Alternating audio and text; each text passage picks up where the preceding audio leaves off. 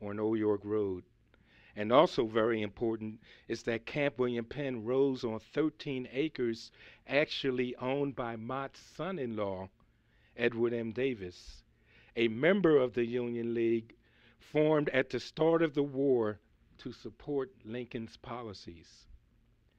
The men at the nearby camp often saluted Mott, who made desserts for them and on occasion spoke to them about equality and freedom. At one point, even on a large drum or barrel. In fact, some publications of the period refer to Mott as the, quote, black man's goddess. Despite some periods of relative tranquility, Camp William Penn was often abuzz with activities, with soldiers on work details, parading and drilling, as onlookers from around the region, especially from Philadelphia, visited the facility daily, with the greatest amount of spectators usually on weekends. The black community was ecstatic about the prospect of African American troops. At first consisting of streets of tents, wooden buildings arose on the campgrounds, initially housing officers and equipment. Louis Wagner, the feisty commander of Camp William Penn, undoubtedly associated with Edward M. Davis as well as Jay Cook.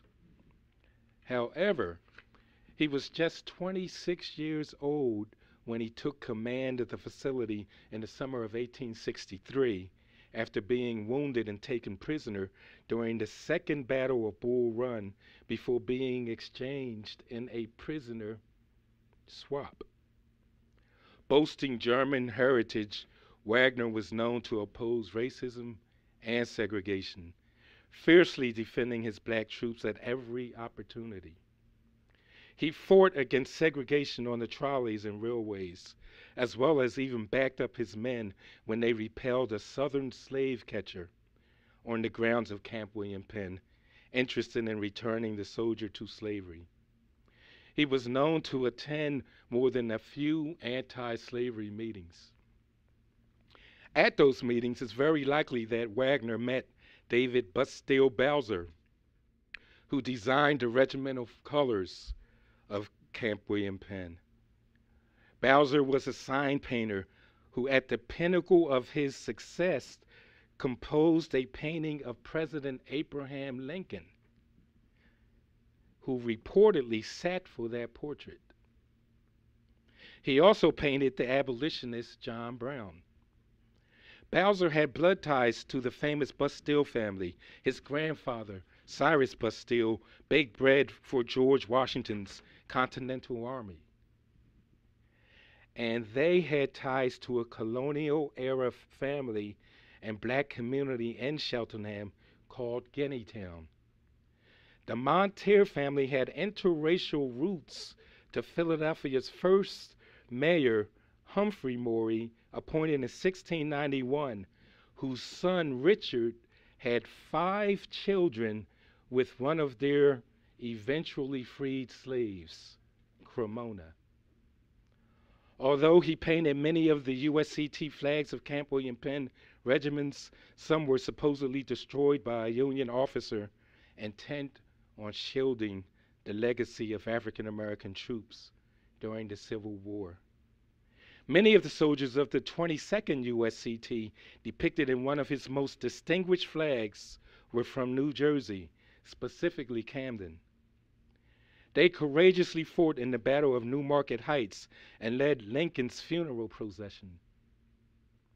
Their flag depicts an image of a black soldier bayoneting a white Confederate officer, a revolutionary image for the period, since the translation was a black man under the circumstances could legally kill rebels or white men. The regimental flags described as the most assertive black art of the 19th century also intertwined religious messages. In fact, the theme of religious faith is also reflected in one of the most fascinating stories concerning Camp William Penn, the incredible saga of the Asher family. Imagine the true story of Jeremiah Asher's grandfather, Gad, as a little boy, throwing rocks with his older brother to scare away birds from the family's crops in Guinea, Africa during the mid 1700s. And that is when slave catchers give chase. Gad, an American name given by his captor, is enslaved actually in New Haven, Connecticut, before being forced to replace his so called master during the Revolutionary War to win his freedom. However, upon Gad's return, the owner reneges and forces him to work for many years to pay for his freedom. By the time he is freed, Gad is blind, likely from war injuries received during the legendary Battle of Bunker Hill. Yet he was blessed to marry and have children and grandchildren, including Jeremiah Asher. It is the young Jeremiah who adopts his grandfather's religious fervor so that by the time the Civil War erupts, Jeremiah has become a preacher and co-founded the Shiloh Baptist Church, eventually becoming its pastor. He feels so strongly about the Union cause that he volunteers to become the chaplain of the 6th USCT of Camp William Penn, perhaps the fiercest fighting group from the facility. He leaves behind his wife and children in Philadelphia and makes it through some of the bloodiest engagements of the war. And finally, as the war winds down and the regiment lands in Wilmington, North Carolina, Asher becomes ill with other soldiers, likely of malaria or tuberculosis, and he dies. He obviously never returns home to his family. The saga of the Asher family is the epitome of a black family giving everything from the country's inception through to its heroic salvation. Along the way, fighting for the ideals that they too often were not granted themselves. What a tremendous legacy. Tracy, I'm ready for some questions. All right, Don, well, thank you so much. What an eye-opening picture you have given us of Camp William Penn and a part of our history that many of us don't know very much about. So we really appreciate your presentation. I've got Leslie Simon with me, and she is the Director of Archival Operations here at the National Archives. Leslie, we'd love if you would tell us a little bit about what you do here at the National Archives, and then you can ask Don the first question. Thank you. The National Archives National Archives at Philadelphia is really pleased to be hosting the Humanities on the Road and for this tribute to Camp William Penn. And we're also really proud to be the home of the official federal records of Camp William Penn and to be sharing them with the audience tonight. I'd also like to call out just a couple things that Don was talking about when he talked about Wagner, the commandant of the camp, or the head of the camp. We have a letter on display that really talks to his humanity and what a wonderful person he was. And there's also a letter on display that talks about the U.S. colored troops being called to accompany the Lincoln's cortege while it was here in Philadelphia. The National Archives at Philadelphia is part of a network of regional archives in the National Archives system, stretching from Alaska to Atlanta, Georgia, and from Boston, Massachusetts, all the way to Southern California. Many of you are really familiar with perhaps the Rotunda building on the Mall in D.C., which is known as the home of the Declaration of Independence, the Constitution, and the Bill of Rights. but we do have these regional facilities all around the country, and also part of the National Archives system are the presidential libraries, about 13 in all. We are the nation's record keepers. We're here to collect the records created by, used by the federal government, the U.S. government in its business. But these records also have value beyond that for which they were originally created. And it's our job to collect them and preserve them and make them available for free to the public. They're used for scholarly research. They're used for civic engagement and awareness, and also even down to personal family history.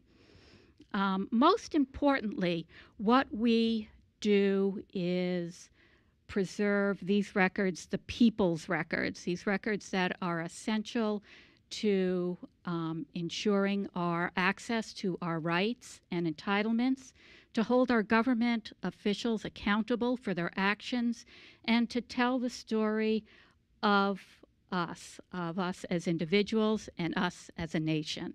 And I think the records of Camp William Penn here really are emblematic of that mission. And my question for you, Don, is what triggered your interest in Camp William Penn? You sound extraordinarily passionate about it, but I'm wondering what triggered your interest in getting into this and whether you found any family connections to Camp William Penn. I had not found any family connections, but along the way I have met ancestors, or descendants of the soldiers themselves, and a couple of them actually live in the Cheltenham area. One student at Elkins Park Middle School actually was able to track her ancestor with the help of family to Camp William Penn. I wrote an article about that, and it actually received national publicity. So there are a number of people finding their connections to Camp William Penn through their ancestors, and that makes it tremendously exciting. What drew me into it was actually working as a reporter for several publications, and along the way I would get to cover the community of Lamont. I found the topic just to be so fascinating, and after watching the motion picture Glory in 1989, I believe, I was just floored. It was so incredible to me and moving. In fact, I think at the end of the movie, I was sitting there with tears in my eyes. So I was completely moved, and when I realized that the local neighborhood where I lived had a legacy of the first African American troops, federal troops in the Civil War, then I actually became obsessed with learning as much as I could about it and writing about it. I'm interested in the psychological effect of the question, can a black man be a soldier? Because I wonder what kind of publicity the whole recruitment got, and what effect it had on the black community and the white community. Okay, great question. That was a very important question, and that was central to the movement in recruiting black soldiers. The real I believe impetus was to get these black soldiers to join, and some of the vehicles to get them to join would have been the local churches, the newspapers. So the Christian Recorder of the AME Church was very important with respect to that. Word of mouth was also extremely important. And then you have to remember that when the Confederates invaded Pennsylvania in the summer of